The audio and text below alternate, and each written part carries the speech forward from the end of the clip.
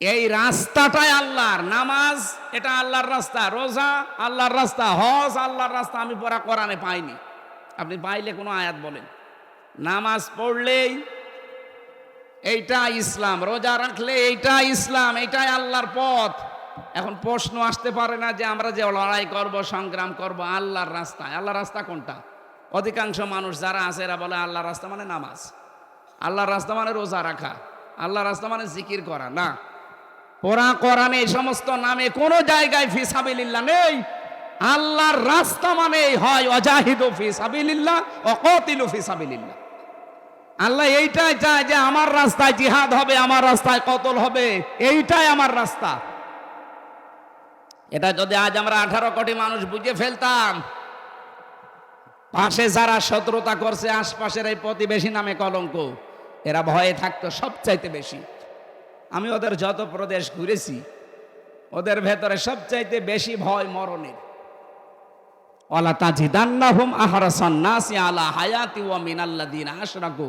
সূরা বাকারার ভেতরে আল্লাহ বলেন, হে নবী, লামে তাকিদ নুনে সাকিলা, অবশ্যই আপনি দেখতে পাবেন এই পৃথিবীতে সবচাইতে বেশি জীবনকে ভালোবাসে মুশরিকরা। কারা? ওদেরকে একটু ভয় ধরিয়ে দিয়েছেন, এখন ভাই না, দাদা না, বাবা ডাকতেছে। ওরা নিজেরাই বলেছিল যে ভিসা দেব না চিকিৎসার জন্যে। না, তোদের দেশে আর না যাওয়ার কোনো দরকার নেই। আমরা যারা দায়িত্বে আছি এ দেশের, ডক্টর মোহাম্মদ ইউনূসকে আহ্বান জানাতে চাই, বাংলাদেশে দরকার হয় 2 টাকা করে আপনি তোলেন, প্রত্যেকের কাছে 2 টাকা 5 টাকা করে কালেকশন করেন, করে 8টা বিভাগে আন্তর্জাতিক মানের 8টা হাসপাতাল তৈরি করেন। যেভাবেই হোক, দরকার হয় তুরস্কের কাছে, পাকিস্তানের কাছে, চীনের কাছে আপনি ধার নেন, কিছু ঋণ নিয়ে, ধার নিয়ে এই 8টা বিভাগে 8টা আন্তর্জাতিক মানের হাসপাতাল বানিয়ে দেন। ওরা না খেয়ে মরবে। ওদের আলু, ওদের পেঁয়াজ আজ পয়সে পয়সে নষ্ট হচ্ছে। আমাদের মনে হয় এখন ব্যবসা বাণিজ্য, আন্তর্জাতিক যে বিষয়গুলো সব পাকিস্তানের সাথে, চীনের সাথে, তুরস্কের সাথে, এদের সাথে আঞ্জাম বেশি দেওয়া দরকার। এরা যেহেতু আল্লাহর ঘর ভেঙে ফেলে, এদের সাথে কোনো সম্পর্ক আমাদের আর নেই। কথা বলেন না কেন? ধর্মীয় প্রতিষ্ঠান ভেঙে ফেলবেন আপনি মানুষ। আপনি হিন্দুকে জিজ্ঞাসা করেন, সেও আপনাকে গালি দেবে। আজকেও পঞ্চগড়ের এই কি রাধা রানী কি যেন নাম, গালি দিচ্ছিল মোদিকে। মানুষ না, কেউ একটা জানোয়ার। আপনার নিজের ধর্মের লোক আপনাকে মানুষ বলে জানে না, কারণ আপনি আল্লাহর ঘর মসজিদে হাত দিয়েছেন। পৃথিবীর প্রত্যেকটি ধর্ম, কোনো ধর্ম খারাপ কথা বলে নাই। কথা বলেন না কেন? আর আমাদের তো একেবারে শান্তির ধর্ম। এ ধর্মের উপরে দুনিয়ায় কোনো ধর্ম নেই, এটা প্রমাণ হয়ে গেছে।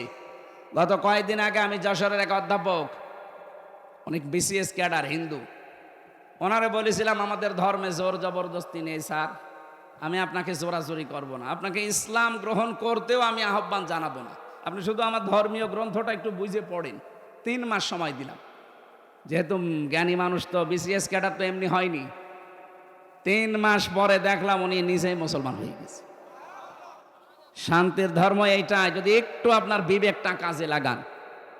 এই জন্য আল্লাহর রাস্তা শুধু নামাজ নয়, শুধু রোজা নয়, শুধু হজ নয়, শুধু দান সাদকা নয়, শুধু জিকির আজকার নয়। আল্লাহর রাস্তা হচ্ছে আলিয়াউমা আকমালতু লাকুম দীনাকুম ওয়া আতমামতু আলাইকুম নি'মাতি ওয়া রাদিতু লাকুমুল ইসলাম দীনা। পৃথিবীতে ইসলাম পরিপূর্ণ, এটা আল্লাহর রাস্তা। এর ভেতরে যদি নামাজ থাকে, এর ভেতরে আকিমুদ্দিনও থাকবে। এক কথা বলেন না কেন? এই যে আমার বাড়ি, মনে করেন এটা, এই বাড়িটা আমার, এখানে আমি 5 তলা বিল্ডিং এর মালিক, সবগুলো ভাড়া দিয়ে দিয়েছি। আমার বউ ছেলে মেয়ে একতলায় থাকে। এখন যদি শাহাবুদ্দিন সাহেব এসে বলে এখানে বাড়ি ঘর জারি হোক, এখানে নিয়ম নীতি আমার চলবে, এমনকি আপনার বউ ছেলে মেয়ে আমার কথায় উঠবে বসবে। উনি যত বড় লোক হোক, ওনার কথা মানা টাইম আছে আমার? কথা বলে না কেন? বাস্তবতা এইটা। একটা ঘরের মালিক আমি, উনি বাইরের লোক এসে আমার কথা, ওনার কথা শোনার মতো টাইম আমার নেই, তাও বড় মানুষ। আল্লাহ বলেন আলা আলাহুল খালকু ওয়াল আমরু, এ জমিন আমার, এখানে আইনও চলবে আমার।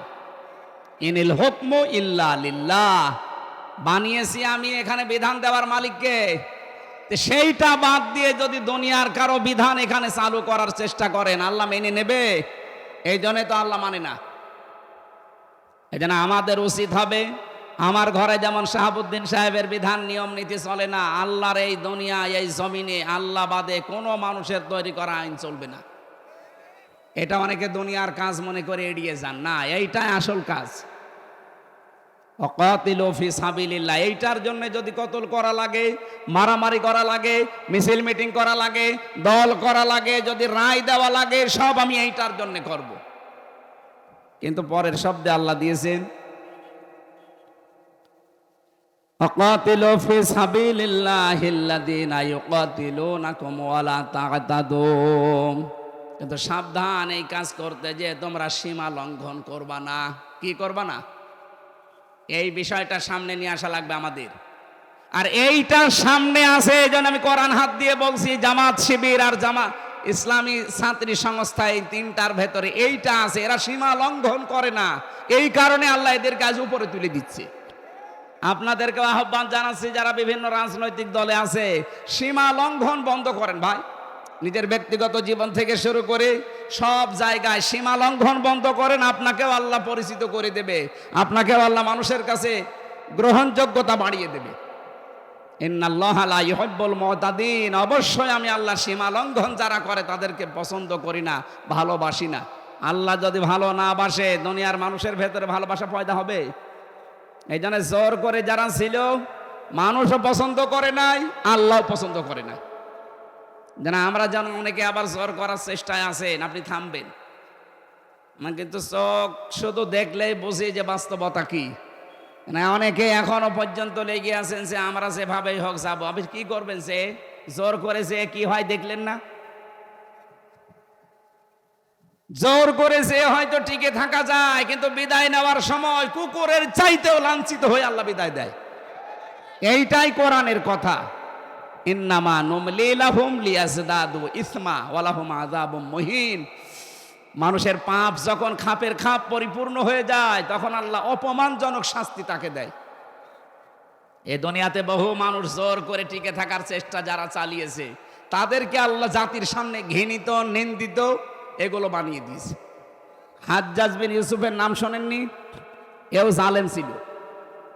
মন্ত্রী পরিষদ এসে একদিন বলছে, বাদশাহ আপনার জন্য বাইরে আমরা যেতে পারি না। আপনাকে তো গালি দেয়, আমাদেরকেও গালি দেয়। এই 15.5 বছরে তাই হয়নি? এক কথা বলেন না কেন? ও বলছে আমারে গালি দেয় কে, আমি দেখবো। রাস্তায় গেছে ছদ্মবেশ নিয়ে, গ্রাম্য এক লোকের সাথে দেখা। ওই বেটা বাচ্চা হাজ্জাজ বিন ইউসুফ, লোকটা কেমন? ওই তো জালেম, ও জালেম, ও জালেমের বাচ্চা জালেম। যেই বারবার সালেম বলে, ওর মেজাজ খারাপ হয়ে গেছে। ডাক দিয়ে বলছে, বেটা আমারে চেনো? না, আমি সে হাজ্জাজ বিন ইউসুফ। ও মনে মনে ভাবে, আল্লাহ আমার তো আজকে মাথা থাকবে না। ডাক দিয়ে বলছে, বাদশাহ আপনি আমারে চেনেন?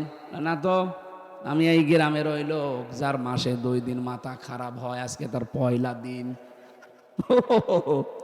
তোর মাসে 2 দিন মাথা খারাপ হয়, আজকে প্রথম দিন, তার মানে আর একদিন হবে। পাগল, ওই দিন পাগল বইলে বেঁচে গিয়েছে, তাছাড়া বাঁচার কথা ছিল।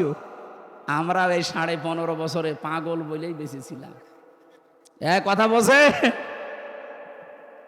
জোর করে থাকা যায় না ভাই। এখনো যারা এই ধান্দায় আছেন যে থাকবো, যা হয় হবে, কিচ্ছু পারবেন না। কারণ সে সিস্টেম এখন পাল্টিয়ে গেছে। তত্ত্বাবধায়ক সরকার আবার আসতেছে। কি আপনি দেখেননি কালকের পেপার? আবার ঘুরে আসতেছে। আগামীতে কেউ যেন 5 বছর জুলুম করে আবার টিকে থাকবে, ভয়ে ভয়ে থাকা লাগবে। আল্লাহ রাব্বুল আলামিন 7 প্রকার মানুষকে তিনি পছন্দ করেন না। তার ভেতরে প্রথম নম্বরে যারা সীমা লঙ্ঘন দুনিয়ায় করে, সেই জান্নাত থেকে শুরু হয়েছে। সীমা লঙ্ঘন করলে আল্লাহ পাক তাকে শাস্তি দিয়েছে। আমাদের আদি পিতা মাতা সীমা লঙ্ঘন করেছিল, গাছের কাছে যাওয়া নিষেধ ছিল, গিয়েছিল। সীমা লঙ্ঘন আল্লাহ দুনিয়াতে পাঠিয়ে শাস্তি দিচ্ছে। হযরতে মুসা আলাইহিস সালাম এমনিতে রাগী নবী ছিলেন। একদিন ডাক দিয়ে বলছে, বাবা, রুহের মানে ওই যে মেরাজে যাওয়ার সময় 2 নবীকে কথোপকথন করেছিল। কয়েকটা বর্ণনা তাফসিরে আছে, এই বর্ণনাটাই সঠিক। ডাক দিয়ে বলছে, আব্বাসান, আপনি কোন কারণে এই গন্ধম গাছের কাছে মাকে নিয়ে গেলেন আর ফল খেলেন? যদি ফল না খেতেন তাহলে তো আর এই দুনিয়ার এই ঝঞ্ঝা বিক্ষুব্ধ পৃথিবীতে আমাদের আশা লাগতো না, এই ঝামেলার দুনিয়ায় ফেরাউন আমাকে খালি তাড়িয়ে নিয়ে বেড়ায়। হযরত আদম আলাইহিস সালাম বলেছিলেন, বেটা যদি ফল না খাতাম তো তোমরাও তো হইতে না। আমি ফল খেয়েছিলাম, অন্তত তোমরা দুনিয়ায় এসেছো, আবার কাজকর্ম করো, এরপরে আবার যে আমাদের আসল বাড়ি ওই বাড়ি ফেরত যাবে। কিন্তু আমাদের সীমা লঙ্ঘন যদি দুনিয়ায় আসার পরও আবার হয়, ওই যে বাড়ি থেকে আসলাম ওই বাড়ি আর ফেরত যাওয়া হবে না, আর একটা বাড়ি আছে জেলখানা। সুতরাং ওই বাড়িতে যেন আমাদের যাওয়া না লাগে। জেলখানা দুনিয়ারটাই যেরকম দেখলাম, আল্লাহটা না জানি কত কঠিন। আল্লাহটা কঠিন হবে না?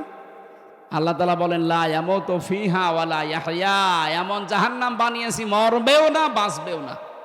এজন্য প্রথম নাম্বারে আল্লাহর ঘৃণিত বান্দা তারা যারা সীমা লঙ্ঘন করে। আজকে থেকে কোনো কাজে যেন আমরা সীমা লঙ্ঘন না করি। আল্লাহ আমাদের তৌফিক দিন এই আমলটা করার, বলেন আমিন। আমরা যারা জেনা ব্যভিচারে আছি, প্রশ্ন আসতে পারে জেনা ব্যভিচার আমার জীবনে নেই। হ্যাঁ আমি জানি, কিন্তু আপনার চোখের জেনা, আপনার মুখের জেনা, আপনার হাতের জেনা, পায়ের জেনা, কলবের জেনা, এগুলো হচ্ছে। এই দেশটাতে এখনো যেহেতু ইসলামী পর্দা কায়েম হয়নি, এই জন্য হচ্ছে। কি দুইটা ঔষধ আল্লাহ দিয়েছেন, যদি মেনে চলতে পারেন, আমি সহ প্রত্যেকেই, সে যে যেই বয়সেরই আছেন, প্রত্যেকেই যদি এই দুইটা ঔষধ মেনে চলতে পারি আল্লাহর দেওয়া, তাহলে জেনা থেকে বেঁচে থাকা যাবে।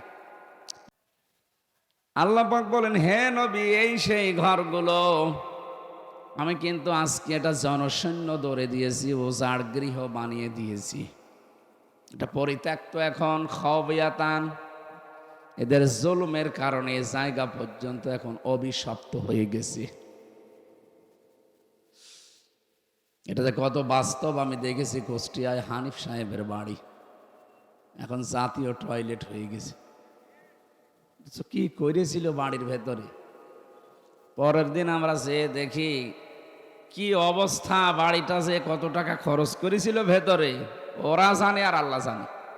মনে হয় ওই টাকা যা খরচ হয়েছে ভেতরে, ওরকম 20টা বাড়ি বানানো যাবে, এমন কিছু নেই ও বাড়ির ভেতরে দেয়নি। কুষ্টিয়ার একেবারে মেন জায়গায় জেলখানার পাশে বিশাল বাড়ি বানিয়েছিল, কি জাঁকজমক থাকতো। কিন্তু 5 তারিখের বিকাল 5টা বাজতে বাজতে মানুষ ইট পর্যন্ত খুলে নিয়ে চলে গেছে, এমনকি পায়খানার প্যানও রাখে নাই, ওইটাও খুলে নিয়ে চলে গেছে।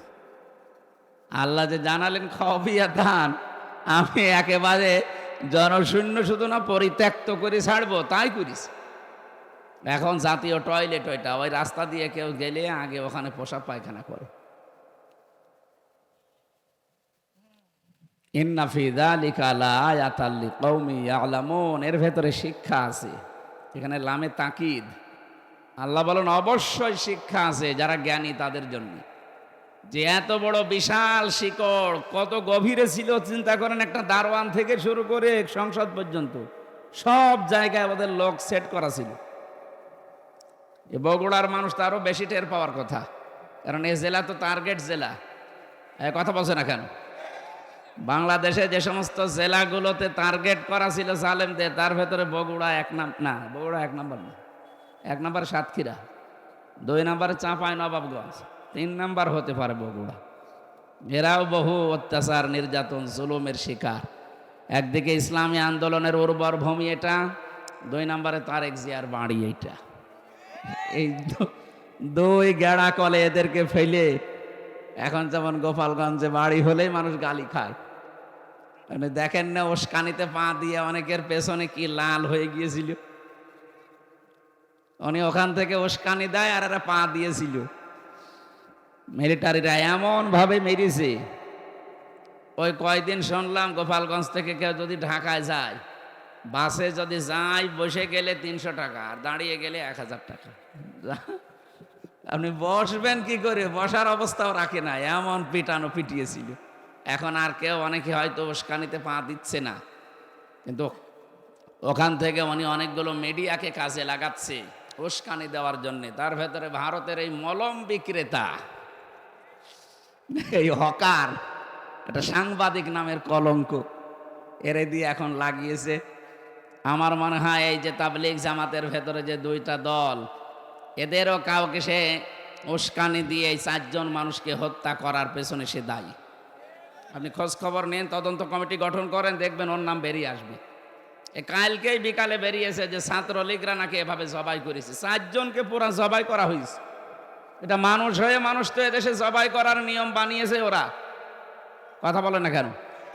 দেশে 2006 সালের 28শে অক্টোবর থেকে আরম্ভ হয়েছে। মানুষ পিটিয়ে মারার পরে ওরা আবার ড্যান্স দেয়, তাদের দ্বারাই সম্ভব মানুষ জবাই করা।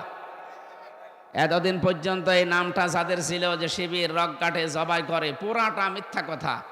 কালকে গোবিন্দ পরামানিক বলেছিল যে 54 বছরে বাংলাদেশ জামাতে ইসলামী এবং ইসলামপন্থীদের দ্বারা আমাদের এই দেশে অন্যান্য ধর্মের কোনো মানুষ অসম্মানও হয়নি, ক্ষতি হওয়া তো দূরের কথা। আমরা পাহারা দেই মন্দির। তো পৃথিবীতে এই মানবতার ধ্বজাধারী, গণতন্ত্রের ধ্বজাধারী, বিশ্ব মানবতার শত্রু এ আমাদের নিকৃষ্ট প্রতিবেশী এই ভারত, ওরা কালকেও মসজিদ ভেঙ্গে ওখানে মন্দির বানানোর ঘোষণা দিয়েছে। বাংলাদেশে এমন রেকর্ড পাবেন কোনো দিন যে একটা মন্দির ভেঙে আমরা মসজিদ বানিয়েছি? বলেন। কারণ এই শিক্ষা ইসলামে নেই। ওয়ালা তাসাব্বুল্লাযীনা ইয়াদউনা মিন দুনিল্লাহ, আল্লাহ তাআলা জানিয়েছেন, হে নবী, ওদের দেবতাকেও গালি দেবেন না, কারণ ওরা না বুঝে আবার আল্লাহকে গালি দিয়ে ফেলবে। যেখানে দেবতাকে গালি দেওয়া পর্যন্ত আমাদের ধর্মে নিষেধ। লা ইকরাহা ফিদ্দীন, আমাদের ধর্মে বাড়াবাড়ি ছাড়া মানে জোর জবরদস্তি নেই। আর সারা দুনিয়াকে ওরা এতদিন পর্যন্ত শোনাচ্ছে যে আমাদের দেশে সংখ্যালঘু নির্যাতন হয়। এখন হিন্দুরা পর্যন্ত, কালকেও 2টা মিডিয়া প্রচার করেছে, একটা পঞ্চগড়ের আর একটা মনে হয় বগুড়া নাকি মাগুরা। এই 2টা জেলার কথা ওই দেশে এখন প্রচার হচ্ছে যে এখানে হিন্দুদেরকে বাড়ি থেকে বের হওয়া নিষেধ, তাদের মেয়েদেরকে রেপ করা হচ্ছে, এইরকম উল্টাপাল্টা নিউজ ছড়াচ্ছে। এটা করাচ্ছে কে আমরা কিন্তু জানি। 2 বোন পালিয়ে বসে নেই, ওরা ষড়যন্ত্র করেছিল বহু, একটাও কাজে লাগে না, এখন এই হিন্দুদের কাজে লাগাচ্ছে। হিন্দু মা বোন এবং ভাইদেরও ধন্যবাদ, তারাও জানিয়েছে না, এই দেশে 5 তারিখের পর থেকে আমরা মনে হচ্ছে স্বর্গে আছি। আপনি আরো বেশি স্বর্গে থাকবেন, ইসলামটা আসতে দেন। এখনো পর্যন্ত ইসলাম না আসার কারণে যেগুলো হচ্ছে এইগুলো বন্ধ হবে ইনশাআল্লাহ। আমিরে জামাত ডক্টর শফিকুর রহমান উনি ঘোষণা দিয়েছেন, এদেশে ইসলাম যদি আসে সবার আগে বন্ধ হবে চাঁদাবাজি। এটা যে কি মহামারী, অনেকে 5 তারিখের পর থেকে বুঝে হোক না বুঝে হোক আরম্ভ করেছিলেন, এটা বন্ধ হয়ে যাবে চিরতরে। আর দুর্নীতি, এই 2টার ঘোষণা পেয়েছি। যদি সত্যি ইসলাম আসে আর এই 2টা বন্ধ হয়ে যায়, বাংলাদেশ একটা মিনি জান্নাত হয়ে যাবে। এই কথা বলেন না কেন? যা আরম্ভ করেছে এই মানবতার শত্রুরা, ওরা খ্রিস্টানকেও ছাড়ে নাই। খ্রিস্টান মেয়েদের 2টা মেয়েকে উলঙ্গ করে ভারতে হাঁটিয়েছে। এটাকে আমি বানিয়ে বললাম? বলেন। এটা রেকর্ড হচ্ছে, সারা দুনিয়ায় ছড়াবে। সবচাইতে বেশি আমার তাফসির মাহফিলগুলো কলকাতায় চলে। আমি তো বহু এরিয়া ঘুরেছি ওদের। ও দাদারা খুব ভালো করে শুনিস, শুনি এই যে মলম আছে, পকেট থেকে মলম বের করে, চুলকানির মলম। আমার মনে হয় ওর সব জায়গায় চুলকানি আছে, ওরে দেওয়া দরকার এই দেশের হিজড়াদের কাছে, জায়গা মতো চুলকানি দেয়। কথা বলছেন না কেন? পৃথিবীর যে 6 জনের তালিকা আছে মানুষ হত্যার দায়ে, তার ভেতরে পাশের রাষ্ট্রের যে দায়িত্বে আছে ওনার নামটা আছে, আর যে পালিয়েছে ওনার নামও আছে। আমাদের স্বাধীনতা দিবসে যে ঘোষণাটা দিল আমরা মর্মাহত, আমরা অন্তরে আমরা খুব বেশি কষ্ট পেয়েছি। স্বাধীন করলাম আমরা, ওরা বলছে আমরা করে দিয়েছি। বলেন নাউজুবিল্লাহি মিন যালিক। এই রাষ্ট্রের মানুষ যারা দায়িত্বে আছে উগ্রপন্থী সবাই না, এরা যে মিথ্যা কথা বলে আজ বিশ্ব মিডিয়ায় প্রচার হয়ে যাচ্ছে। ট্রাম্প পর্যন্ত এখন রেগে গেছে। গতকালকে ট্রাম্পের ঘোষণা শোনেননি? 16 লাখ ভারতীয় আছে আমেরিকায়, এদের সব নাগরিকত্ব বাতিল করে পাঠিয়ে দেবে। আমাদের ব্যবসা বাণিজ্য তো আমরা অলরেডি বন্ধ করে দিয়েছি, এখন ওদের আলু পেঁয়াজ সব বর্ডারে পৌঁছতেছে। পাগল হয়ে যাবেন আপনি, কারণ আপনি আল্লাহর ঘর মসজিদে হাত দিয়েছেন। কথা বলেন না কেন? 200 কোটি মুসলমানের কলিজায় তো আগুন দিয়েছে, 250 কোটি খ্রিস্টানের কলিজায়ও আগুন দিয়েছে এই উগ্রপন্থী এই হিন্দুরা। খ্রিস্টান মেয়েদের উলঙ্গ করে রাস্তায় হাঁটায়, তারা বসে থাকবে? ট্রাম্প কি খ্রিস্টান না? কথা বলেন না কেন? সে তো জাতে মাতাল হলো, অন্তত তাহলে ঠিক আছে। সে জানে না যে আমার মা, আমার বোন, আমার মেয়েকে উলঙ্গ করে হাঁটায়, দাঁড়া তোর 16 লাখ পাঠিয়ে দিচ্ছি, দেখ কি করে, সিঁড়ে খাবে। ও পাগল হয়ে মরবে, আমার মনে হচ্ছে ও পাগল হয়ে মরবে। আর যাদেরকে লাগিয়েছে এরা তো ডবল পাগল। এরা এখন কক্সবাজার, চট্টগ্রাম, বান্দরবন, খাগড়াছড়ি, রাঙ্গামাটি নিয়ে নেবে। বলছে এগুলো নিলে আমাদের ব্যবসা নাকি ভালো হবে, ঘুরে আসা লাগবে না। আরে দাদা, আপনি কি যৌতুক নেবেন?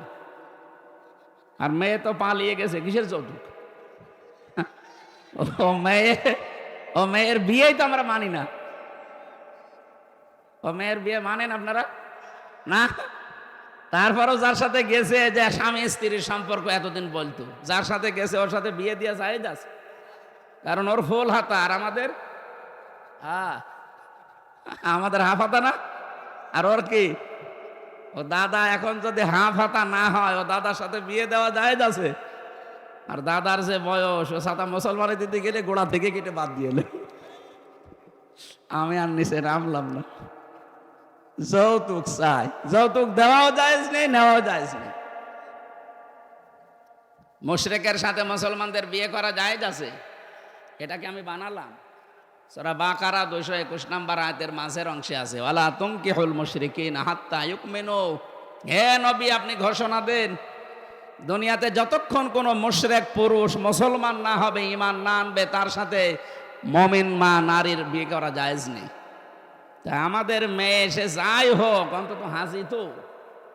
আর একটা সমস্যা আছে, কথা বললে মিথ্যা কথা বলে, বলুক, কিন্তু হাজি মানুষ এ কথা বলছে না কেন? হাজি সাহেবের সাথে আপনি একেবারে ফুল হাতা বিয়ে করবেন, কিসের বিয়ে? যৌতুকের নাম যেন মুখে না আনবেন। কারণ এ দেশের 1 ইঞ্চি না, আমিরে জামাত বলেছে হাফ ইঞ্চি জমিও এই দেশ থেকে কেউ যদি নিতে চায়, এ দেশের 18 কোটি মানুষ যদি সত্যিই জীবন দেওয়া লাগে, দাদাদের 3-18 আমরা এই দেশ থেকে বিদায় করে দেব। আমাদের কিচ্ছু নেই, কিন্তু আমাদের ঈমান আছে। কথা বলে না কেন? আল্লাহ রাব্বুল আলামিন যে জমিনটা আমাদের উপহার দিয়েছেন, এই জমিনে তার রং, বিশেষ করে কোরআনের যে নিয়ম নীতিগুলো আছে, এগুলো যদি সত্যিই প্রতিষ্ঠিত হয়ে যায়, আপনি সত্যিই দুনিয়াতে একটা মিনি জান্নাতে বাস করতে পারবেন। এই বাংলাদেশের কোনো সমস্যা নেই। সমস্যা শুধু ওরা তৈরি করার জন্য কিছু লেজউড রেখে গেছে, এদের সমস্যা। এই দাদাদের কোনো রাষ্ট্রের সাথে মিল নেই। আপনি আশপাশে যতগুলো প্রতিবেশী আছে আপনি তাকান, বিশ্ব মানবতা যারা আছে, বিশ্বের মোড়ল, তারা দেখছে না? ওদের পাকিস্তানের সাথে মিল নেই, চীনের সাথে মিল নেই, নেপালের সাথে মিল নেই, ভুটানের সাথে মিল নেই, মায়ানমারে মিল নেই, আফগানিস্তানের সাথে একটা চিকন বর্ডার আছে, এই বর্ডারের সাথেও মিল নেই। আমাদের সাথেও ছিল না, শুধু ছিল এই নতজানু হওয়ার কারণে। এখন যে এই মানুষ দাঁড়ানো শিখেছে, এখন আমাদের সাথেও মিল নেই। আমরা আহ্বান জানাচ্ছি, বয়কট করা যখন আরম্ভ হয়েছে, ব্যক্তিগত কারণে না, ওরা যেহেতু আল্লাহর ঘর ভাঙে, এজন্য মান আহাব্বা লিল্লাহ, যাকে ভালোবাসলে আমরা আল্লাহর জন্য বাসি, ও আবগাদা লিল্লাহ, কারোর সাথে ঘৃণা করলে কার জন্য করি? বলেন বলেন। সুতরাং আপনারা আল্লাহর ঘরগুলো ভাঙছেন, মন্দির আছে এই ভুয়া ধোয়া তুলে। এখন যদি বলি যে ঢাকা স্বামীবাগে ইসকন মন্দির, 500 বছর আগে এখানে মসজিদ ছিল, কি করবেন বলেন? এদেশের একটা মন্দিরও থাকবে? বিশ্বে তো কোনো জায়গায় হিন্দুর সংখ্যা বেশি নেই, পিটিয়ে সোজা করে ফেলবে। বিশ্বে 1 নম্বরে জাতিতে আছে খ্রিস্টান, তাদের মেয়েকে আপনারা উলঙ্গ করে হাঁটান। বারবার বলছি এ কারণে, কারণ এটা সামাম দুনিয়ায় ছড়িয়ে যাক। এই মানবতার নামে শত্রু এরা। 200 কোটি মুসলমানের এখন ইমানের দাবি, আমার মনে হয় এদের ঐক্যবদ্ধ হওয়া দরকার। ভারত বয়কটের ডাক দেওয়া দরকার। এই কথা বলেন না কেন? এটা ইমানের এখন দাবি, কারণ ওরা মসজিদ ভাঙে। কি ভাঙে? গরু খাওয়ার অপরাধে। কালকে ওদের সংসদে দাঁড়িয়ে একজন মুসলমান এমপি জানিয়েছে, গরু খাওয়ার অপরাধে মুসলমানদেরকে জবাই করে। কমন সেন্সের কমন থাকলে গরুকে কেউ মা বলে ডাকে? হ্যাঁ, গরু যদি আপনার মা হয় তাহলে আপনার বাবা কোনটা? বাবা তাহলে ওইটা। আপনার বাবা মনে হয় আশপাশে আছে না। হিন্দু ভাইরা যারা আছেন এদেশে, আপনি মন খারাপ করবেন না। আমরা এই দেশে যারাই বাস করি, জন্ম নিয়েছেন যারা এদেশের, তারা সম্মানিত এবং বৈধ নাগরিক। আমরা মাইনরিটি মেজরিটি মানি না, সব আমরা এক। এই ধোঁয়া তুলে এতদিন আমাদেরকে দাবিয়ে রেখেছিল। আমাদের বুদ্ধিজীবীগুলো হত্যার পেছনে ওরা দায়ী। এক কথা বলেন না কেন? অধ্যাপক মিয়া গোলাম পরোয়ার ঘোষণা দিয়েছেন না যে আপনি খোঁজ খবর নিয়ে দেখেন, আমাদেরকে দাবন করে রাখার জন্য প্রতিবেশীরা দায়ী। বুদ্ধিজীবী হত্যার সাথে আমাদেরকে জড়ানো হয়, ওরা দায়ী। রাজাকারের তালিকা বের হয়েছিল, আপনারা দেখেছেন। ওনাদের নিজেদের মন্ত্রী তালিকা বের করেছিল 10,000, তার ভেতরে 8,060 জন আওয়ামী লীগের। একটা মন্ত্রী হইল আকমা মোজাম্মেল হক, একটা অকর্মা মোজাম্মেল।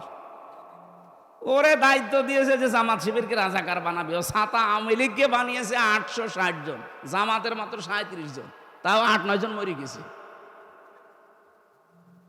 এইরকম অকর্মাকে মন্ত্রী বানালে তো এরকম উল্টো পাল্টা রিপোর্ট দেবে। আপনার রিপোর্ট অনুযায়ী বলেন এই দেশে কি করেছেন? 11 জন মানুষ ছিল ওই সময় যুদ্ধ করার মতো শেখ পরিবারে, একটাও করে নাই। বেকার এই ধোঁয়াটা তুলে এতদিন পর্যন্ত এই দেশে ইসলামকে এবং আলেম ওলামাকে, ইসলামপন্থী যারা ইসলাম কায়েম করতে চায় তাদেরকে দুনিয়া থেকে বিদায় করেছে এই ধোঁয়াটা তুলে। এটা এখন আর দেশে কেউ বিশ্বাস করে না। কথা বলে না কেন?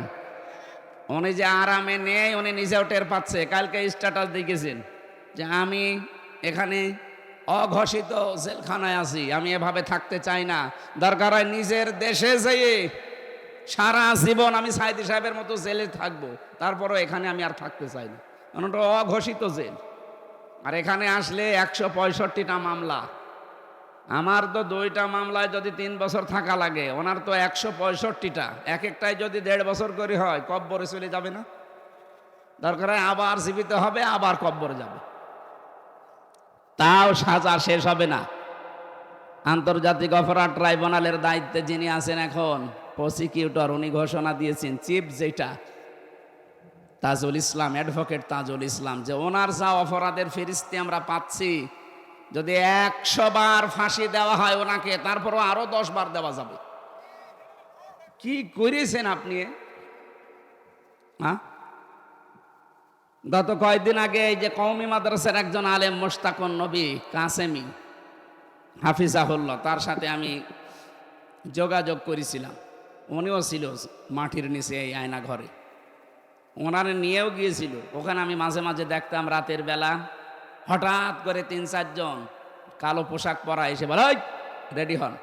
কি রেডি হন মানে? যার ঘরের সামনে যে বলবে রেডি হন, তার মানে তারে আজকে ক্রস দেবে। মুখ বেঁধে, চোখ বেঁধে, হাত বেঁধে নিয়ে সারা দিন সারা রাত শুধু ঘোরায়। কোথায় নিয়ে যায় কেউ জানে না। রাত 11টা-12টার পরে গাজীপুরের এক জঙ্গলের ভেতরে নিয়ে হাতটা খুলে বলে, যা দৌড়া।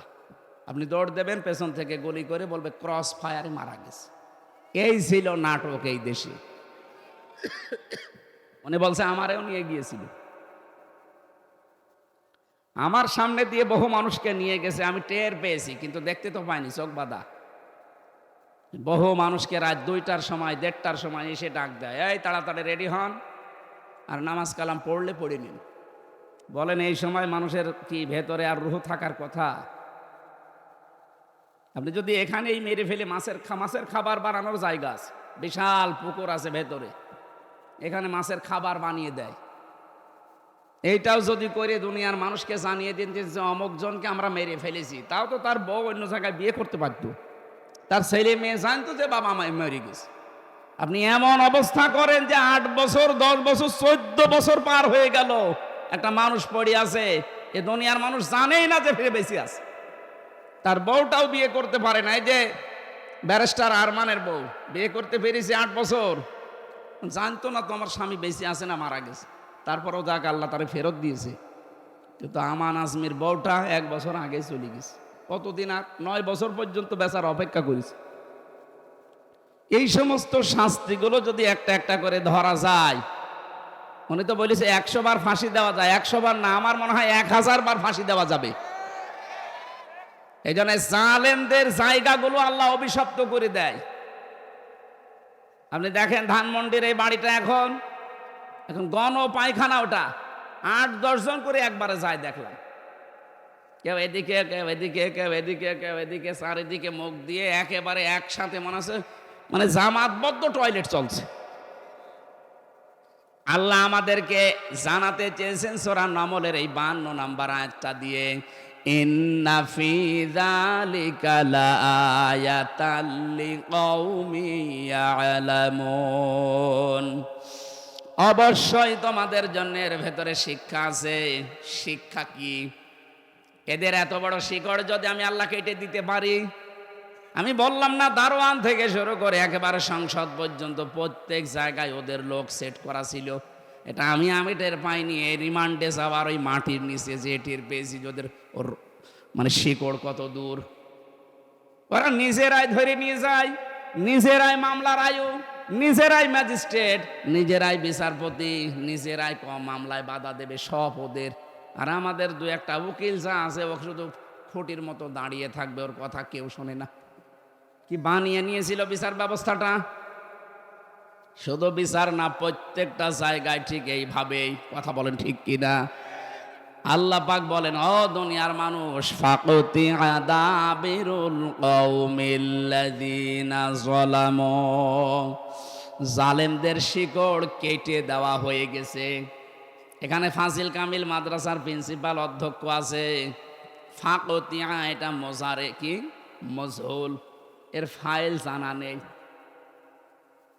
আপনি বলেন তো, এই যে 630টা থানা বাংলাদেশে 5 তারিখে জালেমদের যে বাড়ি ঘর ভাঙা হয়েছে, এখন একটা বাড়ি ঘর ভাঙার কেউ চিহ্ন দেখাতে পারবেন যে এই লোকটা ভেঙেছে? ফাইল কে কর্তাকে কেউ জানে না। হানিফের বাড়ি উড়ে গেছে, কিন্তু কে ভেঙেছে কোনো আসামি নেই। সারা দেশের অবস্থায় ঠিক এইরকমই করেছে। আমি প্রত্যেক জেলায় কম বেশি যাচ্ছে, জালেমদের বাড়ি ঘরের চিহ্ন রাখে না, কিন্তু কে করেছে কেউ জানে না। আল্লাহ তাআলা বলেন, যখন শোনো, এরপরেও যদি শিক্ষা না নাও, আগামীতে যারা বসবে চেয়ারে এরাও যদি এদের মতো জালেম হয়, তাদের বাড়িও আমি কিন্তু জনসৈন্য পরিত্যক্ত করে দেব। এই জন্য আমরা সাবধান। অনেকেই 5 তারিখের পরে চাঁদাবাজি আরম্ভ করেছেন, থামেন আপনি। আজকেও ভিডিও দেখলাম, একজন চাঁদাবাজি করছে নারায়ণগঞ্জে বন্দরে। আপনি এখনই এই সাহস পেয়ে গেছেন থালা হাতে না পেতেই? থালা হাতে পেলে কি করবেন, এটা জনগণের বোঝা হয়ে গেছে। এই জন্যে মানুষ আস্তে আস্তে মুখ ফিরিয়ে নিচ্ছে। কথা বলে না কেন? আগস্টের 5 তারিখের আগে মাত্র 100 জনের 15 জন মানুষ চাইতো এদেশে ইসলাম কায়েম হোক, কোরআনের শাসনে দেশে আসুক। এখন 100 জনের 58 জন মানুষের তালিকা হচ্ছে, জরিপ আসতেছে 100 জনের 58 জন মানুষ চাচ্ছে দেশে কোরআন কায়েম হোক। কারণ সবাই এখন বুঝে ফেলেছে যে ওরা থালা হাতে না পেয়ে চাঁদাবাজি করে, থালা হাতে পেলে কি করবেনি। এই জন্য যারা এর উপরে টিকে থাকতে পারছে, এই 3 মাস কয়েকদিন হয়ে গেল এখনো পর্যন্ত কাদা গায়ে লাগেনি। এই কথা বলেন না কেন? আমরা পারতাম না? এ মানুষগুলো পারতো না চাঁদাবাজি করতে? এদের শরীরে শক্তি কম ছিল, আপনার চাইতে নির্যাতিত কম হয়েছে এরা, কিন্তু করে নাই, কারণ আমাদের ধর্মে ওইটা নেই। কথা বলে না কেন? আমাদের যে আদর্শ আমরা মেনে চলি, মুহাম্মদুর রাসূলুল্লাহর আদর্শে এটা নেই যে কারোকে জোর করে চাঁদাবাজি করা লাগবে। হ্যাঁ, জুলুম অত্যাচার নির্যাতনের শিকার হয়েছিলাম, আমরা মাফ করে দিয়েছি, কিন্তু মাফ পেতে হলে আপনার কিছু করা লাগবে। যার কাছে অপরাধ করেছিলেন 15.5 বছর আগে, তার কাছে যাবেন, যে বলবেন যে ভাই ভুল হয়ে গেছে, কি করা লাগবে বলেন, আপনার ক্ষতিপূরণ দিতে আমি রাজি আছি। কি ক্ষতিপূরণ না দিলে সে যদি বলে না আপনার মাপ নেই, আপনার আসলেও মাপ নেই। কত মানুষ দেখি কাবা শরীফ ধরে ধরে কাঁদে, ও জমি জায়গা আত্মসাৎ করে বাংলাদেশে, আর কাঁদে কোথায়? পাগল না একটা? আরে ভাই, আপনি জমি জায়গা আত্মসাৎ করেন, টাকা মেরে খান বাংলাদেশে, আর কাবা শরীফ সৌদি আরবে, ওখানে যে কাঁদছেন এই 650 কিলোমিটার দূরে, 6500 কিলোমিটার দূর। এত দূরে যে কান্নাকাটি করে লাভ আছে? আগে কাঁদবেন বগুড়ার ওই লোকটার কাছে, যার কারণে আপনি ওই লোক ব্যবসা করতে পারেনি, আপনার কারণে চাকরি পায়নি। আপনি মিথ্যা মামলা দিয়ে, মিথ্যা সাক্ষী দিয়ে তারে বছরের পরে বছর জেল খাটিয়েছেন, খুন করেছেন, গুম করেছেন, আয়না ঘরে রেখেছেন। এক কথা বলছেন না কেন? আগে তার কাছে যে মাফ চান, যে ভাই আমার ভুল হয়ে গেছে। শুধু এতটুকু বললে হবে না। ও যদি বলে 15 বছরের শোধ চাই, আমি ক্ষতিপূরণ চাই, 50 লাখ টাকা আমারে দেওয়া লাগবে, আপনি তাই দেওয়া। কারণ মাল তো কম কামাননি, টাকা আগে দেন, তারপরে মাফ চান। কালকে একটা গান বলছিল, কে জানো, যে আগে কি সুন্দর মাল কামাইতাম আমরা। আসলেও তো তাই ছিল। খাপের খাপ মমতাজের বাপ মিলে গেছে। আমরা জালেমদের এই পরিণতি দেখে শিক্ষা নিতে পারবো না কোরআনের আইন থেকে? যে আগামীতে আমরা যারা আসবো, কে আসবেন আমরা জানি না, আল্লাহ যাকে দেয় সে আসবে।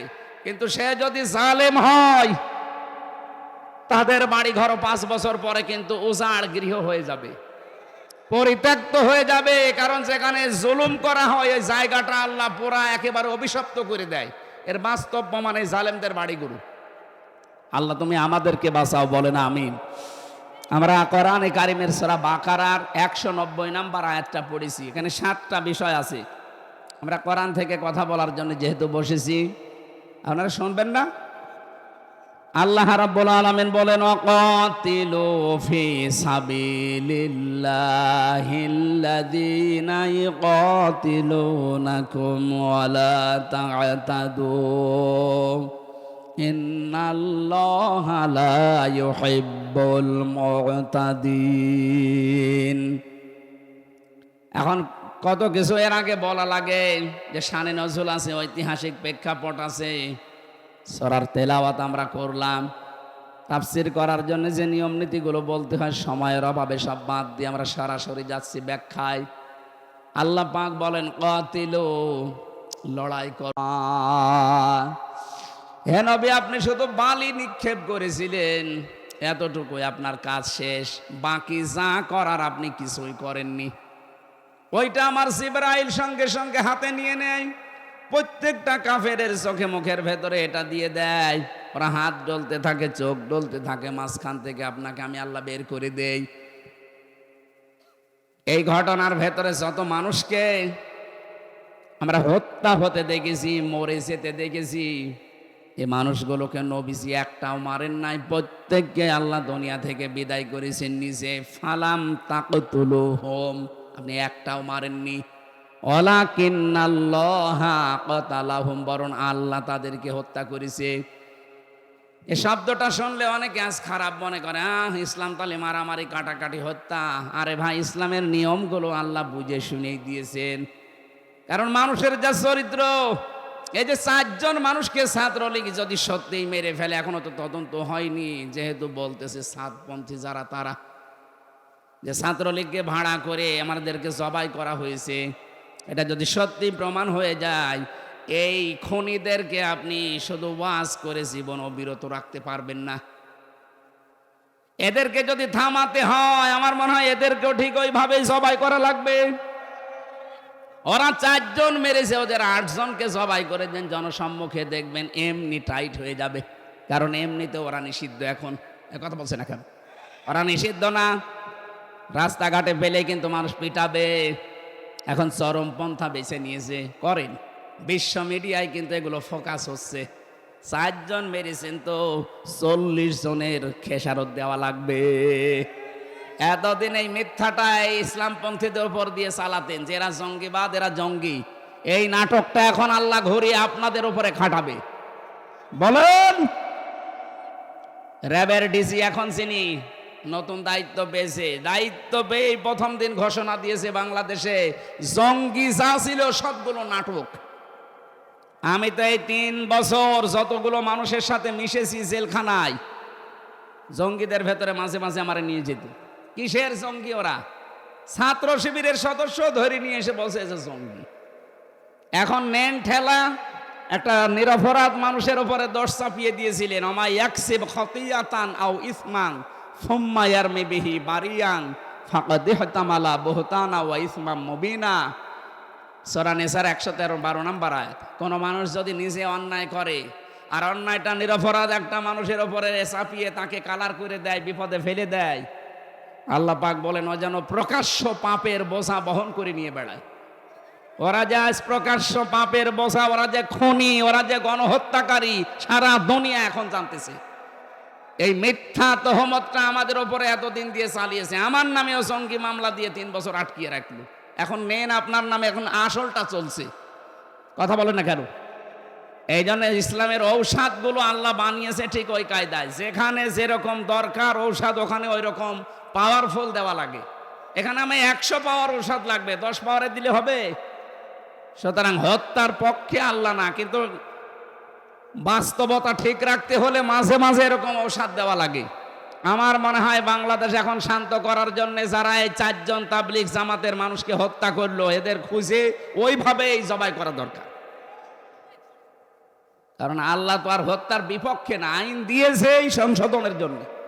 আর আমরা চাচ্ছি এ দেশটা সংশোধন হোক নাকি? যে 9টা বিষয় ছিল বৈষম্য বিরোধী ছাত্র আন্দোলনে, তাদের এইটাও ছিল যে আমরা সংস্কার চাই, আমরা সংশোধন চাই। সংশোধনে তো করতে চাচ্ছি, আপনি যা করেছেন উল্টিয়ে ওইটা যদি আপনার পক্ষে বিপক্ষে কাজে লাগানো যায়, ঠিক আপনি টাইট হয়ে যাবেন। আমরা চাচ্ছি খুব তাড়াতাড়ি এই 4টা মানুষ হত্যার বিচার করা হোক, খুব তাড়াতাড়ি। এক কথা বলে না কেন? সে যাকেই মেরেছেন মানুষ তো সে, কেন আপনি তাকে হত্যা করবেন ঘুমন্ত মানুষকে? খুব তাড়াতাড়ি এদেরকে আইনের আওতায় এনে যেভাবে ওরা জবাই করেছে বাইতুল মোকাররমের সামনে নিয়ে ঠিক ওদেরকে ওইভাবে জবাই করেন। সারা দেশ এই অবৈধ হত্যা বন্ধ হয়ে যাবে। এইটা আজ করা হয়নি, এই কারণেই 53 বছর কোনো খুনের বিচার আমরা পাইনি। বিনা কারণে আল্লামা সাঈদীকে আপনি ঔষধ দিয়ে মেরে ফেললেন। লোকটাকে নিয়ে গেলেন, বললেন যে চিকিৎসা করা হবে, ও তো আনন্দে বের হচ্ছিল। তা আপনি ধোঁকা দিয়ে বোকা বানিয়ে তাকে ইনজেকশনের মাধ্যমে দুনিয়া থেকে বিদায় করে দিলেন। আপনার খুনি। রিমান্ডে আমারে যখন জিজ্ঞাসা করছে, আপনি স্ট্যাটাস দিয়েছিলেন যে পৃথিবীতে এক প্রধানমন্ত্রী আছে খুনি, কেন বললেন? হ্যাঁ, দুনিয়াতে তো 257টা রাষ্ট্র, পৃথিবীর কোন কোন প্রধানমন্ত্রী আছে খুনি। কোন প্রধানমন্ত্রী খুনি আমরা জানি না? আপনি তো জানেননি, আমার জিজ্ঞাসা করছেন মানে? আমি যাই বলেছি, ভাই আমি তো এই দেশের প্রধানমন্ত্রীর নাম উল্লেখ করিনি যে উনি খুনি। না, কোন দেশের প্রধানমন্ত্রী খুনি আমরা জানি।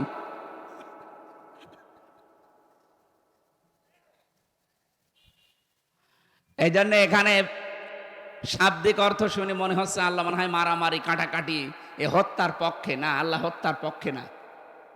আল্লাহ তাআলা হত্যা করার জন্য বলেছেন দুনিয়া শান্ত রাখার জন্য। অফিল কিসাসি হায়াতু ইয়া উলিল আলবাব, এই কিসাসের ভেতরে মানুষের জীবন লুকিয়ে আছে। এটা যদি সত্যি আজ কায়েম না হয়, 54 বছর না 154 বছর পার হয়ে যাবে দেশের এই অবৈধ হত্যা বন্ধ করা সম্ভব না। যেন আমরা চাই এই আইনটা তাড়াতাড়ি করে পাশ করেন। যেহেতু দেশের সংবিধান এখন সংস্কার চলছে, 96% মুসলমান এই দেশে। কত বলেন না কেন? আমরা তো চাই 4% যারা অন্য জাতির আছে তারাও চাচ্ছে যে শান্তি চাই। তো শান্তি চাইলে এর উপরে আর শান্তি দেওয়ার কিছু নেই। 77টা আয়াত দিয়ে আল্লাহ একটা সূরা নাযিল করেছেন, নাম তার সংবিধান, সূরা ফুরকান। নাম কি? 77টা আয়াত আছে, 73টা ধারা আছে। আমরা তাফসীর পড়ে কোরআন হাদিস পড়ে বাস্তবতায় যা দেখেছি, এই 73টা ধারা দিয়ে বাংলাদেশের যে সংবিধান এখন সংস্কার চলছে, আমাদের আওয়াজ যদি সবার ওঠে যে আমরা এই 73টা ধারা চাই, আর এই ধারাগুলো দিয়ে যদি বাংলাদেশের সংবিধান তৈরি করা হয়, এই দেশটা 41 সাল টার্গেট দেওয়ার দরকার নেই। এই বাংলাদেশ 41 দিনে একটা মিনি জান্নাত হয়ে যাবে। এমন এমন বিধান আল্লাহ ওই 73টা ধারার ভেতরে দিয়েছে। সুবহানাল্লাহ বলতে পারেন না? সংস্কার যখন চলছে, এই সংস্কার আমরা চাই কিনা বলেন বলেন। এই জন্য অবৈধ হত্যা বন্ধ করার জন্য আল্লাহ এই আদেশটা দিয়েছেন, কাতিলু, তোমরা লড়াই করো, কতল করো। আল্লাহ কিন্তু একেবারে শব্দটা খুব কঠিন দিয়েছেন, কারণ দুনিয়া শান্ত করা দরকার। আর এখন আমার মনে হয় এটা আরো বেশি দরকার। ওয়ালা তুফসিদু ফিল আরদি বা'দা ইসলাহিহা, পৃথিবী শান্ত হয়ে যাওয়ার পরে কোনো মানুষ যেন এখানে বিশৃঙ্খলা তৈরি না করে। সুতরাং এইটা যারা করছেন তাদের বিরুদ্ধে এখন সবাইকে ঐক্যবদ্ধ হওয়া ইমানের দাবি। এইটা তাহলে কতল করা লাগবে, মারামারি করা লাগবে কার রাস্তায়? ফি সাবিলিল্লাহ। এই রাস্তাটাই আল্লাহর। নামাজ এটা আল্লাহর রাস্তা, রোজা আল্লাহর রাস্তা, হজ আল্লাহর রাস্তা। আমি পড়া কোরআনে পাইনি, আপনি পাইলে কোনো আয়াত বলেন। নামাজ পড়লেই এইটা ইসলাম, রোজা রাখলে এইটা ইসলাম, এইটাই আল্লাহর পথ। এখন প্রশ্ন আসতে পারে না যে আমরা যে লড়াই করব, সংগ্রাম করব আল্লাহর রাস্তায়। আল্লাহর রাস্তা কোনটা? অধিকাংশ মানুষ যারা আছে এরা বলে আল্লাহর রাস্তা মানে নামাজ, আল্লাহর রাস্তা মানে রোজা রাখা, আল্লাহর রাস্তা মানে জিকির করা। না, পুরা কোরআনে এই সমস্ত নামে কোন জায়গায় ফি সাবিলিল্লাহ নেই। আল্লাহর রাস্তা মানে হয় ওয়াজাহিদু ফি সাবিলিল্লাহ ওয়া কাতিলু ফি সাবিলিল্লাহ। আল্লাহ এইটাই চায় যে আমার রাস্তায় জিহাদ হবে, আমার রাস্তায় কতল হবে, এইটাই আমার রাস্তা। এটা যদি আজ আমরা 18 কোটি মানুষ বুঝে ফেলতাম, পাশে যারা শত্রুতা করছে আশপাশের এই প্রতিবেশী নামে কলঙ্ক, এরা ভয়ে থাকতো সবচাইতে বেশি। আমি ওদের যত প্রদেশ ঘুরেছি ওদের ভেতরে সবচাইতে বেশি ভয় মরণের। ওয়ালা তাজিদান্নাহুম আহরাসান নাসি আলা হায়াতি ওয়া মিনাল্লাযিনা আশরাকু। সূরা বাকারার ভেতরে আল্লাহ বলেন, হে নবী, লামে তাকিদ নুনে সাকিলা, অবশ্যই আপনি দেখতে পাবেন এই পৃথিবীতে সবচাইতে বেশি জীবনকে ভালোবাসে মুশরিকরা। কারা? ওদেরকে একটু ভয় ধরিয়ে দিয়েছেন, এখন ভাই না দাদা না বাবা ডাকতেছে। ওরা নিজেরাই বলেছিল যে ভিসা দেব না চিকিৎসার জন্যে। না, তোদের দেশে আর না যাওয়ার কোনো দরকার নেই। আমরা যারা দায়িত্বে আছি এ দেশের, ডক্টর মোহাম্মদ ইউনূসকে আহ্বান জানাতে চাই, বাংলাদেশে দরকার হয় 2 টাকা করে আপনি তোলেন, প্রত্যেকের কাছে 2 টাকা 5 টাকা করে কালেকশন করেন, করে 8টা বিভাগে আন্তর্জাতিক মানের 8টা হাসপাতাল তৈরি করেন। যেভাবেই হোক, দরকার হয় তুরস্কের কাছে, পাকিস্তানের কাছে, চীনের কাছে আপনি ধার নেন, কিছু ঋণ নিয়ে ধার নিয়ে এই 8টা বিভাগে 8টা আন্তর্জাতিক মানের হাসপাতাল বানিয়ে দেন। ওরা না খেয়ে মরবে। ওদের আলু, ওদের পেঁয়াজ আজ পয়সে পয়সে নষ্ট হচ্ছে। আমাদের মনে হয় এখন ব্যবসা বাণিজ্য আন্তর্জাতিক যে বিষয়গুলো সব পাকিস্তানের সাথে, চীনের সাথে, তুরস্কের সাথে, এদের সাথে আঞ্জাম বেশি দেওয়া দরকার। এরা যেহেতু আল্লাহর ঘর ভেঙে ফেলে, এদের সাথে কোনো সম্পর্ক আমাদের আর নেই। কথা বলেন না কেন? ধর্মীয় প্রতিষ্ঠান ভেঙে ফেলবেন আপনি মানুষ। আপনি হিন্দুকে জিজ্ঞাসা করেন, সেও আপনাকে গালি দেবে। আজকেও পঞ্চগড়ের এই কি রাধা রানী কি যেন নাম, গালি দিচ্ছিল মোদিকে। তো মানুষ না কেউ একটা জানোয়ার? আপনার নিজের ধর্মের লোক আপনাকে মানুষ বলে জানে না, কারণ আপনি আল্লাহর ঘর মসজিদে হাত দিয়েছেন। পৃথিবীর প্রত্যেকটি ধর্ম, কোনো ধর্ম খারাপ কথা বলে না। কথা বলেন না কেন? আর আমাদের তো একেবারে শান্তির ধর্ম। এ ধর্মের উপরে দুনিয়ায় কোনো ধর্ম নেই, এটা প্রমাণ হয়ে গেছে। গত কয়েকদিন আগে আমি যশোরের এক অধ্যাপক, অনেক বিসিএস ক্যাডার, হিন্দু, ওনারে বলেছিলাম আমাদের ধর্মে জোর জবরদস্তি নেই স্যার, আমি আপনাকে জোরাজোরি করব না, আপনাকে ইসলাম গ্রহণ করতেও আমি আহ্বান জানাবো না, আপনি শুধু আমার ধর্মীয় গ্রন্থটা একটু বুঝে পড়েন। 3 মাস সময় দিলাম, যেহেতু জ্ঞানী মানুষ তো, বিসিএস ক্যাডার তো এমনি হয়নি। 3 মাস পরে দেখলাম উনি নিজেই মুসলমান হয়ে গেছে। শান্তির ধর্ম এইটাই, যদি একটু আপনার বিবেকটা কাজে লাগান। এই জন্য আল্লাহর রাস্তা শুধু নামাজ নয়, শুধু রোজা নয়, শুধু হজ নয়, শুধু দান সাদকা নয়, শুধু জিকির আজকার নয়। আল্লাহর রাস্তা হচ্ছে আলিয়াউমা আকমালতু লাকুম দীনাকুম ওয়া আতমামতু আলাইকুম নি'মাতি ওয়া রাদিতু লাকুমুল ইসলাম দীনা। পৃথিবীতে ইসলাম পরিপূর্ণ, এটা আল্লাহর রাস্তা। এর ভেতরে যদি নামাজ থাকে, এর ভেতরে আকিমুদ্দিনও থাকবে। এক কথা বলেন না কেন? এই যে আমার বাড়ি মনে করেন, এটা এই বাড়িটা আমার, এখানে আমি 5 তলা বিল্ডিং এর মালিক, সবগুলো ভাড়া দিয়ে দিয়েছি। আমার বউ ছেলে মেয়ে 1 তলায় থাকে। এখন যদি শাহাবুদ্দিন সাহেব এসে বলে এখানে বাড়ি ঘর জারি হোক, এখানে নিয়ম নীতি আমার চলবে, এমনকি আপনার বউ ছেলে মেয়ে আমার কথায় উঠবে বসবে। উনি যত বড় লোক হোক, ওনার কথা মানার টাইম আছে আমার? কথা বলে না কেন? বাস্তবতা এইটা। একটা ঘরের মালিক আমি, উনি বাইরের লোক এসে আমার কথা, ওনার কথা শোনার মতো টাইম আমার নেই, তাও বড় মানুষ।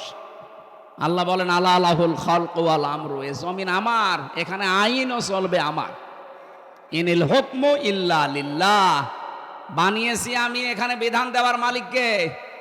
সেইটা বাদ দিয়ে যদি দুনিয়ার কারো বিধান এখানে চালু করার চেষ্টা করেন, আল্লাহ মেনে নেবে? এই জন্য তো আল্লাহ মানে না। এই জন্য আমাদের উচিত হবে, আমার ঘরে যেমন শাহাবুদ্দিন সাহেবের বিধান নিয়ম নীতি চলে না, আল্লাহর এই দুনিয়া এই জমিনে আল্লাহ বাদে কোনো মানুষের তৈরি করা আইন চলবে না। এটা অনেকে দুনিয়ার কাজ মনে করে এড়িয়ে যান, না, এইটাই আসল কাজ। ওয়াকাতিলু ফি সাবিলিল্লাহ, এইটার জন্য যদি কতল করা লাগে, মারামারি করা লাগে, মিছিল মিটিং করা লাগে, দল করা লাগে, যদি রায় দেওয়া লাগে, সব আমি এইটার জন্য করব। কিন্তু পরের শব্দে আল্লাহ দিয়েছেন ওয়াকাতিলু ফি সাবিলিল্লাহিল্লাযীনা ইউকাতিলুনাকুম ওয়া লা তা'তাদু। কিন্তু সাবধান, এই কাজ করতে যে তোমরা সীমা লঙ্ঘন করবা না। কি করবা না? এই বিষয়টা সামনে নিয়ে আসা লাগবে আমাদের। আর এইটা সামনে আছে, এই জন্য আমি কোরআন হাত দিয়ে বলছি, জামাত শিবির আর ইসলামী ছাত্রী সংস্থা, এই তিনটার ভেতরে এইটা আছে। এরা সীমা লঙ্ঘন করে না, এই কারণে আল্লাহ এদের কাজ উপরে তুলে দিচ্ছে। আপনাদেরকে আহ্বান জানাচ্ছি, যারা বিভিন্ন রাজনৈতিক দলে আছে, সীমা লঙ্ঘন বন্ধ করেন ভাই। নিজের ব্যক্তিগত জীবন থেকে শুরু করে সব জায়গায় সীমা লঙ্ঘন বন্ধ করেন। আপনাকেও আল্লাহ পরিচিত করে দেবে, আপনাকেও আল্লাহ মানুষের কাছে গ্রহণযোগ্যতা বাড়িয়ে দেবে। ইন্নাল্লাহা লা ইউহিব্বুল মুতাদিন, অবশ্যই আমি আল্লাহ সীমা লঙ্ঘন যারা করে তাদেরকে পছন্দ করি না, ভালোবাসি না।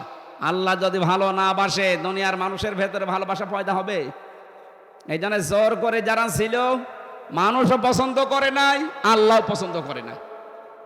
যেন আমরা যেন অনেকে আবার জোর করার চেষ্টায় আছেন, আপনি থামবেন। মানে কিন্তু চোখ শুধু দেখলেই বুঝি যে বাস্তবতা কি। অনেকে এখনো পর্যন্ত লেগে আছেন যে আমরা যেভাবেই হোক যাবো। আপনি কি করবেন? সে জোর করেছে, কি হয় দেখলেন না?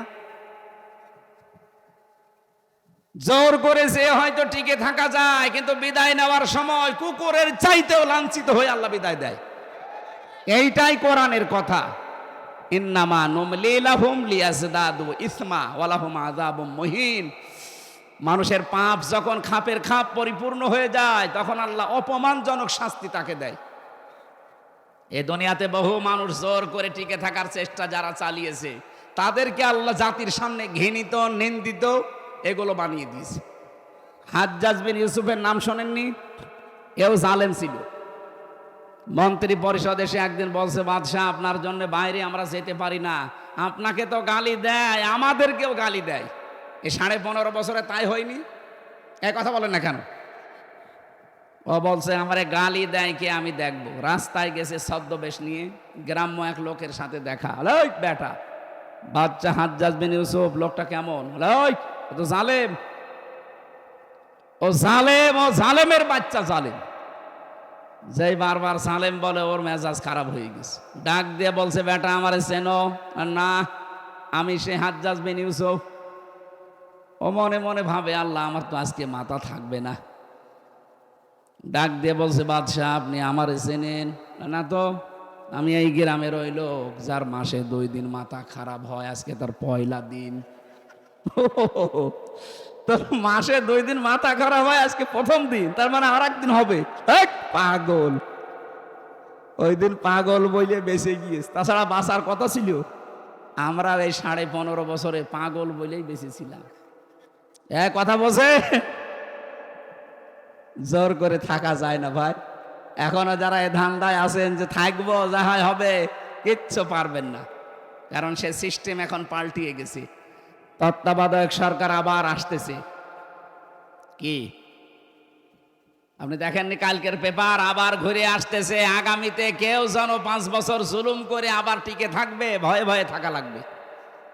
আল্লাহ রাব্বুল আলামিন 7 প্রকার মানুষকে তিনি পছন্দ করেন না। তার ভেতরে প্রথম নম্বরে যারা সীমা লঙ্ঘন দুনিয়ায় করে, সেই জান্নাত থেকে শুরু হয়েছে। সীমা লঙ্ঘন করলে আল্লাহ পাক তাকে শাস্তি দিয়েছে। আমাদের আদি পিতা মাতা সীমা লঙ্ঘন করেছিল, গাছের কাছে যাওয়া নিষেধ ছিল, গিয়েছিল। সীমা লঙ্ঘন, আল্লাহ দুনিয়াতে পাঠিয়ে শাস্তি দিচ্ছে। হযরতে মুসা আলাইহিস সালাম এমনিতে রাগী নবী ছিলেন। একদিন ডাক দিয়ে বলছে, বাবা, রুহের মানে ওই যে মেরাজে যাওয়ার সময় দুই নবীকে কথোপকথন করেছিল, কয়েকটা বর্ণনা তাফসিরে আছে, এই বর্ণনাটাই সঠিক। ডাক দিয়ে বলছে, আব্বাসান, আপনি কোন কারণে এই গন্ধম গাছের কাছে মাকে নিয়ে গেলেন আর ফল খেলেন? যদি ফল না খেতেন তাহলে তো আর এই দুনিয়ার এই ঝঞ্ঝা বিক্ষুব্ধ পৃথিবীতে আমাদের আশা লাগতো না, এই ঝামেলার দুনিয়ায়। ফেরাউন আমাকে খালি তাড়িয়ে নিয়ে বেড়ায়। হযরত আদম আলাইহিস সালাম বলেছিলেন, বেটা, যদি ফল না খাতাম তো তোমরাও তো হইতে না। আমি ফল খেয়েছিলাম, অন্তত তোমরা দুনিয়ায় এসেছো, আবার কাজকর্ম করো, এরপরে আবার যে আমাদের আসল বাড়ি, ওই বাড়ি ফেরত যাবে। কিন্তু আমাদের সীমা লঙ্ঘন যদি দুনিয়ায় আসার পরও আবার হয়, ওই যে বাড়ি থেকে আসলাম ওই বাড়ি আর ফেরত যাওয়া হবে না, আর একটা বাড়ি আছে, জেলখানা। সুতরাং ওই বাড়িতে যেন আমাদের যাওয়া না লাগে। জেলখানা দুনিয়ারটাই যেরকম দেখলাম, আল্লাহটা না জানি কত কঠিন। আল্লাহটা কঠিন হবে না? আল্লাহ তাআলা বলেন, লা ইয়ামুতু ফিহা ওয়ালা ইয়াহইয়া, এমন জাহান্নাম বানিয়েছি মরবেও না বাঁচবেও না। এজন্য প্রথম নাম্বারে আল্লাহর ঘৃণিত বান্দা তারা যারা সীমা লঙ্ঘন করে। আজকে থেকে কোনো কাজে যেন আমরা সীমা লঙ্ঘন না করি। আল্লাহ আমাদের তৌফিক দিন এই আমলটা করার, বলেন আমিন। আমরা যারা জেনা ব্যভিচারে আছি, প্রশ্ন আসতে পারে, জেনা ব্যভিচার আমার জীবনে নেই। হ্যাঁ, আমি জানি, কিন্তু আপনার চোখের জেনা, আপনার মুখের জেনা, আপনার হাতের জেনা, পায়ের জেনা, কলবের জেনা, এগুলো হচ্ছে। এই দেশটাতে এখনো যেহেতু ইসলামী পর্দা কায়েম হয়নি, এই জন্য হচ্ছে। কি দুইটা ঔষধ আল্লাহ দিয়েছেন, যদি মেনে চলতে পারেন, আমি সহ প্রত্যেকেই, সে যেই বয়সেরই আছেন, প্রত্যেকেই যদি এই দুইটা ঔষধ মেনে চলতে পারি আল্লাহর দেওয়া, তাহলে জেনা থেকে বেঁচে থাকা যাবে। 15 দিন মাত্র আমল করেন। আজ যারা পরকীয়া প্রেমী আছেন, নিজের স্ত্রী বাদ দিয়ে অন্যের সাথে লাইন করেন, এটাও বন্ধ হয়ে যাবে। নিজের স্ত্রী বাদ দিয়ে অন্যের সাথে যারা লাইন করে, নিজের স্বামী বাদ দিয়ে অন্যের সাথে যারা লাইনে আছে, এমনি না, এটা কারণ আছে। কারণ স্বামীর কাছ থেকে, স্ত্রীর কাছ থেকে ওই রেসপন্স পায় না, তখন ও বাধ্য হয়ে আলাদা রাস্তায় যায়। অথচ নিজের স্ত্রী বাদ দিয়ে, ইল্লা আলা আজওয়াজিহিম আও মা মালাকাত আইমানুহুম ফাইন্নাহুম গায়রু মালুমিন, নিজের স্ত্রী বাদ দিয়ে অন্য কোনো মহিলা কামনা করাই জায়েজ নেই, করাই জায়েজ নেই। সেখানে আমরা পরকীয়া প্রেমে অনেকে আসক্ত, এখানে মনে হয় নেই। কারা কারা করছেন হাত তোলেন তো। না, এ জেলায় থাকে, এ জেলায় সব আল্লাহর ওলি বাস করে, জেলায় নেই, অন্য জেলায় থাকতে পারে, এই জন্য বলছি। যারা নিজের স্ত্রীর প্রতি আজ আকর্ষণ হয় না, অন্যকে দেখলেই ভালো লাগে, তাদের জন্য বলছি 15 দিন আমল করবেন। এটা সূরা নূর 30 নম্বর আয়াত।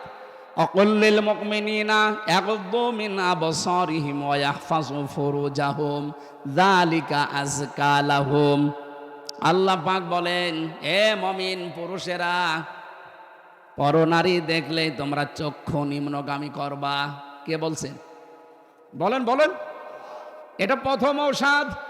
শুধু 14 জন পুরুষ মানুষ, 14 জন পুরুষ মহিলা বাদ দিয়ে, 14 জন মহিলা বাদ দিয়ে যদি আপনি দুনিয়ায় যত মহিলা আছে, এই মহিলাগুলোর দিকে তাকাতে গেলে অবশ্যই আপনাকে চক্ষু নিম্নগামী করে ফেলা লাগবে। এই যে রাস্তাঘাটে হাঁটতেছে, ওই 14 জন মহিলার ভেতরে বা 14 জন পুরুষের ভেতরে যদি ওটা না পড়ে, আমি মিলিয়েছিলাম তাফসির থেকে,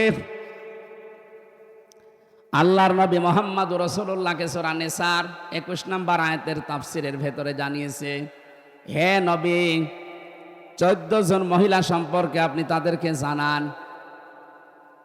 নিজের মা, নিজের বোন, নিজের মেয়ে, নিজের পুত্রবধূ, ভাইয়ের মেয়ে, বোনের মেয়ে, এরকম 14 জনের তালিকা সূরা নিসার ভেতরে আছে। যদি এই 14 জন পড়ে যায় সামনে, আপনি তাকাতে পারবেন, কিন্তু মুখমণ্ডল, হাতের কবজি আর পায়ের পাতা বাদ দিয়ে বাকি জায়গায় তাকানো যাবে না। কথা বুঝতেছেন? নিজের যুবতী মেয়ে যদি সামনে পড়ে, হাত দেখতে পারবেন, তার মুখমণ্ডল, হাতের কবজি, পায়ের পাতা, বাকি শরীর কিন্তু বাবার সামনে ঢেকে রাখা লাগবে। অনেকে আজ আধুনিক পরিবারে দেখি, শুনি যে মেয়েরা বাবার সামনে হাফ প্যান্ট পরে থাকে। নাউজুবিল্লাহি মিন যালিক। এজন্য অঘটনও ঘটে যায়। আল্লাহর প্রতিটি বিধানের ভেতরে শিক্ষা আছে, না নেই? এই জন্য আমরা সব কথা বলছি, এই 14 জন মহিলা বাদ দিয়ে যারাই সামনে পড়বে, মন যদিও চাই কন্ট্রোল করে চক্ষু নিম্নগামী করবে, আর লজ্জা স্থানের হেফাজত করা লাগবে। 15 দিন একটু কাজ করে দেখেন, দুনিয়ার কোনো মহিলার প্রতি আর আপনার আকর্ষণ যাবে না। তখন সব আকর্ষণ আপনার জায়েজ স্ত্রীর প্রতি যাবে। আল্লাহ আমি সহ যারা আসলাম এই ঔষধগুলো মেনে চলার তৌফিক দিন। 2 নম্বরে লজ্জা স্থানের হেফাজত করা বড় কঠিন হয়ে গেছে এই আকাশ সংস্কৃতির কারণে। এগুলো সব এখন আমাদের কাছে আসে।